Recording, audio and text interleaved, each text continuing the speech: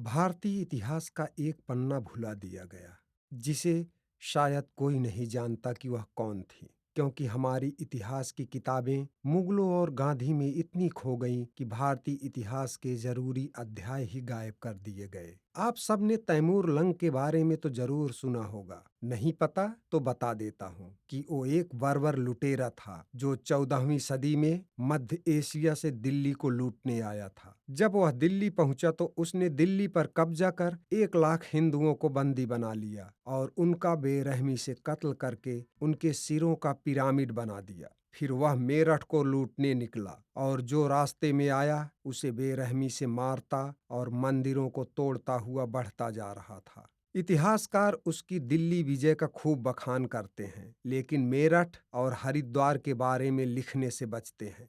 तब एक 20 साल की हिंदू वीरांगना के नेतृत्व में 40,000 वीरांगनाओं और 60,000 वीरों की फौज तैयार हुई, जिसमें जाट, राजपूत, ब्राह्मण, अहिर, आदिवासी सब शामिल थे। वो वीरांगना थी राम प्यारी गुर्जर और उसने मेरठ और आसपास के सभी गांवों को खाली करवा दिया। जब तैमूर अपनी सेना के साथ पहुंचा तो ये देखकर परेशान हो गया। तब दिन में वीर सैनिकों ने तैमूर पर हमला कर दिया और उनकी सेना को भारी नुकसान पहुंचाया। और रात में राम प्यारी गुर्जर के साथ वीरांगनाओं ने हमला किया और तैमूर की सेना के छक्के छुड़ा दिए। दोनों तरफ सैनिक मरे, लेकिन तैमूर की सेना में मरने वालों की संख्या बहुत ज्यादा थी। इससे उनके सैनिक बेचैन हो गए। फिर उसने मेरठ को छोड़ हरिद्वार की ओर रुख किया। हरिद्वार में भी तैमूर की सेना का वही हश्र हुआ जो मेरठ में हुआ। आखिरी युद्ध में एक 22 साल के जाट हरवीर सिंह गुलिया ने तैमूर के सीने पर तीर मारा।